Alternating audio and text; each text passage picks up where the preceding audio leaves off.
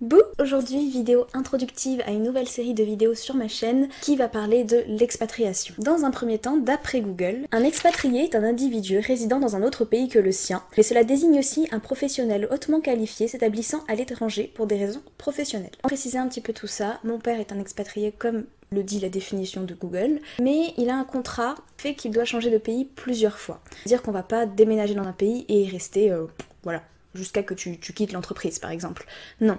Tu restes dans un pays, tu peux rester 1 an, 6 mois, 2 ans, 3 ans, 5 ans. Après on te dit de partir dans un autre pays et c'est comme ça encore et encore et encore. Donc c'est vrai que dans la définition stricte du terme, je ne suis pas expatriée. Réellement, c'est mon père qui l'est. Et puisque mon père, à chaque fois qu'il devait partir d'un pays, moi et le reste de ma famille, on le suivait. Et ce que j'ai envie de partager dans ces vidéos sera mon expérience de l'expatriation. Je te préviens, c'est quelque chose de très très personnel. Et si tu vis ça, peut-être que tu ne te retrouveras pas du tout dans ce que je vais dire, et au contraire peut-être que si.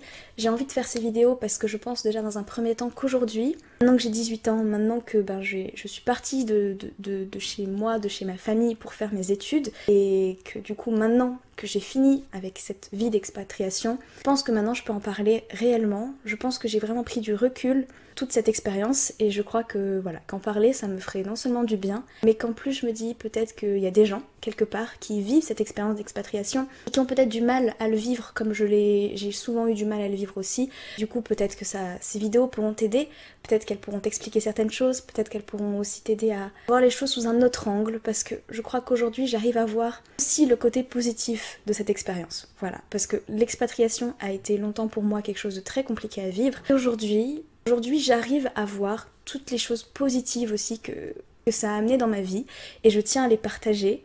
Le négatif comme le positif, j'ai envie de te le partager. Je ne sais pas encore combien de vidéos il y aura sur ce sujet, j'ai noté quelques grandes idées qui feront l'objet de vidéos, mais si toi, tu as des questions sur ce sujet, tu as envie de savoir des choses très précises et auxquelles je n'aurais peut-être pas forcément pensé, dis-le moi en commentaire. Je pourrais faire l'objet d'une vidéo, et si c'est une question trop précise ou trop courte entre guillemets pour faire l'objet d'une vidéo, je te répondrai avec grand plaisir. Pour terminer cette petite vidéo d'introduction, je vais simplement te partager mon parcours.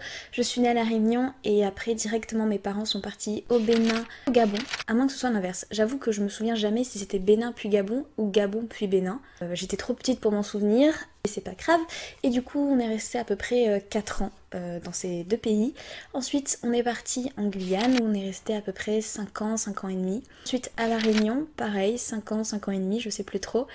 Ensuite Côte d'Ivoire où je suis restée 2 ans et demi, 3 ans. Et après Aix-en-Provence, donc en France, où je suis restée 1 an. Et là je viens de déménager à... Donc voilà, cette vidéo introductive est finie. J'espère que cette série de vidéos plaira et surtout t'intéressera, que tu aies vécu l'expatriation, que tu la vis en ce moment ou que tu n'aies jamais vraiment connu ce mode de vie, entre guillemets. J'espère que ça t'intéressera. Encore une fois, si tu as des questions, n'hésite pas à me les poser en commentaire. Je serai très très heureuse d'y répondre, que ce soit par écrit ou dans une vidéo. Et ben en attendant, je te fais de gros bisous et puis on se retrouve bientôt. Mouah.